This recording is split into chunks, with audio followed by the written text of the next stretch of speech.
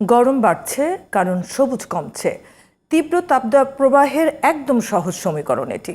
তাপমাত্রা বৃদ্ধির জন্য আরও বেশ কিছু কারণ থাকলেও ঢাল হয়ে রক্ষা করতে পারত যে গাছ, রাজধানী সহ বিভিন্ন শহরে কংক্রিটের দাপটে বিলীন হয়ে যাচ্ছে সেই গাছ। বিশেষজ্ঞরা বলছেন, এভাবে চলতে থাকলে ভবিষ্যতে এমন পরিস্থিতির মুখোমুখি হতে হবে যা হয়তো এখনো ভাবাও যাচ্ছে না। আমিনুল ইসলাম বাবুলের ক্যামেরায় ইসমাইল হোসেন জুয়েলের রিপোর্ট। রাজধানীর বুকে গড়ে ওঠা কংক্রিটের এক বিশাল স্থাপনা, তার পিলারের গায়ে সবুজ গাছের ছবি, আবার তার নিচেই লেখা রয়েছে গাছ লাগান, পরিবেশ বাঁচান। বিষয়টি নির্মম মজার হলেও বাস্তব চিত্র এখন এটাই। কংক্রিট দখল করে নিচ্ছে শহর, আর গাছ সে তো কেবলই ছবি। আর ফলাফল ঘরে কিংবা ঘরের বাইরে এখন বেশ ভালোভাবেই টের পাওয়া যাচ্ছে।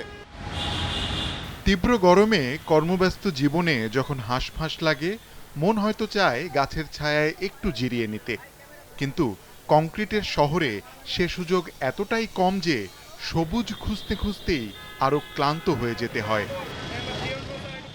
একটা শহরে যে পরিমাণ প্রাকৃতিক পরিবেশ দরকার, রাজধানী ঢাকা সহ দেশের বিভিন্ন শহরে আছে তার চেয়ে অনেক কম। তার উপর আবাসন সহ নানা উন্নয়নমূলক কর্মকাণ্ডের কারণে প্রতি বছরই কমছে সবুজের পরিমাণ। আদর্শ জনসংখ্যা ঢাকা শহরের জন্য সেটি 70 থেকে 80 লাখ ছিল। তাহলে আদর্শ জনসংখ্যার 3 গুণ বেশি আমরা জনসংখ্যা এই শহরে বসবাস করছে। আর আদর্শ যেই সবুজের থাকার কথা তার 1/3 আছে। তার মানে আপনার 9 গুণ ডেভিয়েশনের ভিতরে আমরা আছি। মানে এই শহরের চাপ ও বার্ডেন হলো 9 গুণ। আমাদের এই শহরে তাপমাত্রা বেশি না হয়ে কম হওয়ার তো কোনো কারণ নাই।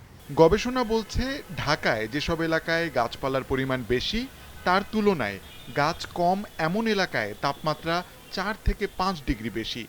অথচ এমন স্পষ্ট ব্যবধানের পরও সবুজায়ন নিয়ে কাঙ্ক্ষিত মাত্রার উদ্যোগ নেই বলে অভিযোগ পরিবেশবিদদের। Motijheel, Gulistan, Saidabad, Jatrabari, even elephant road, ওইদিকে ফার্মগেট, এইসব এলাকাগুলোতে ইভেন গুলশানেও আমরা লক্ষ্য করেছি তাপমাত্রা অনেক বেশি।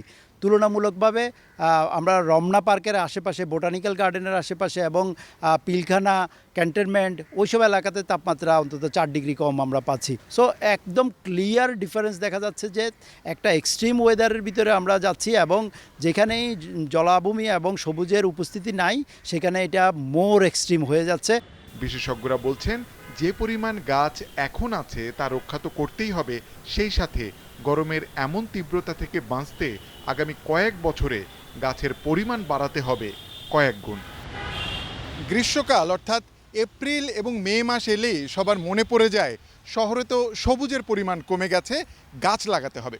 কিন্তু মুশকিল হলো, গাছ লাগানোর যে উপযুক্ত সময় অর্থাৎ জুন জুলাই, তখন তো বর্ষাকাল, তখন তো গরমের এত তীব্রতাও থাকে না, ফলে সবুজ নিয়ে সবার আগ্রহ একেবারেই কমে যায়।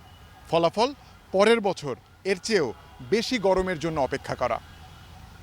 Ismail Hossain Jewel, GTV news, Dhaka.